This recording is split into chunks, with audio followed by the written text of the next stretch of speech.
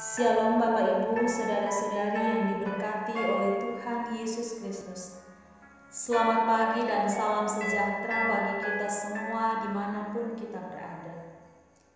Kiranya damai sejahtera dari Allah Bapa, Putra dan Roh Kudus senantiasa melimpah dalam hidup saudara dan saya.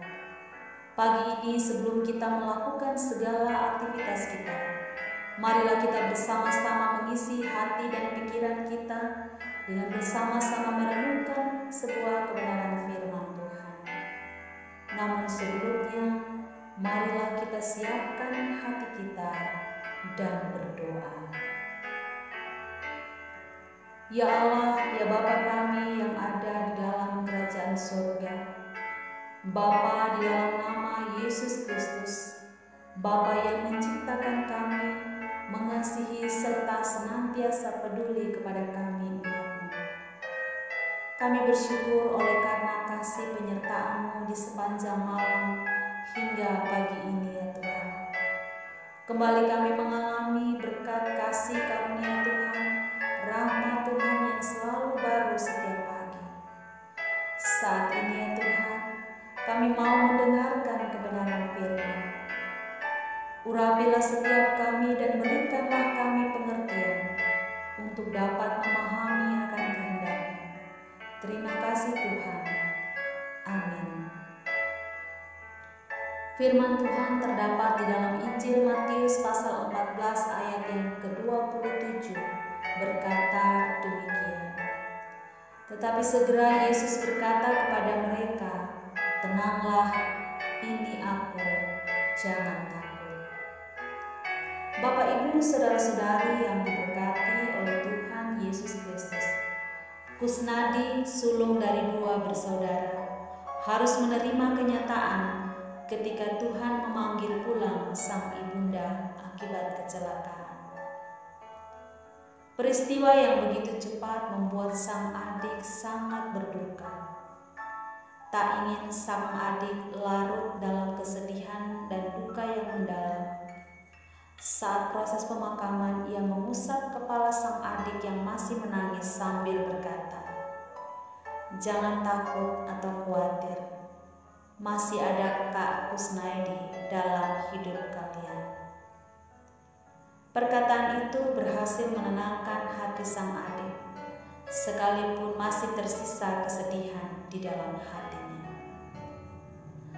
Bapak Ibu saudara-saudariku yang dikasihi oleh Tuhan Yesus Kristus, perkataan Kusnadi kepada sang adik mengingatkan saya saat Tuhan Yesus menenangkan para murid yang sedang mengalami ketakutan akibat perahu mereka ditimbus angin sakal. Yesus memahami ketakutan para murid sehingga ia perlu menenangkan mereka. Namun sayang, rasa takut tampaknya lebih menguasai mereka, sehingga perkataan Yesus yang penuh kuasa seolah-olah tak mampu meredakan ketakutan mereka. Untunglah keadaan akhirnya menjadi tenang setelah Yesus naik ke dalam perahu, diikuti oleh angin yang mereda. Bapak Ibu saudara-saudariku yang diberkati oleh Tuhan Yesus Kristus, dalam masa-masa sukar atau saat pergumulan melanda, adalah penting untuk kita selalu dan senantiasa menenangkan diri. Ya, di dalam ketenangan diri, kita tak hanya dapat berpikir dengan jernih, tetapi kita dapat menyadari keberadaan dan kuasa Tuhan. Dalam ketenangan, kita dapat memusatkan perhatian dan mendaraskan doa dengan keyakinan. Hal yang biasanya tak tampak ketika kita masih dikuasai rasa panik, khawatir, dan takut. Menjadi pertanyaan bagi kita, adakah sesuatu yang masih menggelisahkan hati dan pikiran kita?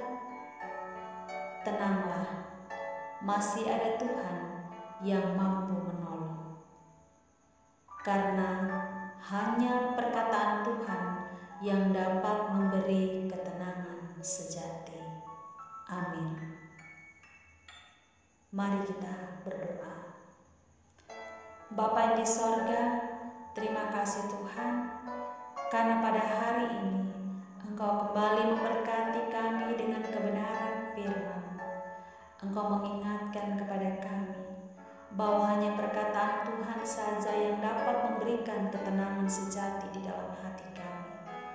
Tolong kami ya Tuhan, sehingga ketika kami menghadapi pergumulan dan persoalan sebesar apapun, hati kami senantiasa tenang karena kami percaya bahwa ada Tuhan yang selalu dan senantiasa menolong kami. Terima kasih Tuhan, meteraikan firman-Mu di dalam hati kami. Terpujilah nama-Mu Bapa, di dalam nama Tuhan Yesus Kristus, firman yang hidup itu, kami berdoa dan bersyukur. Amin.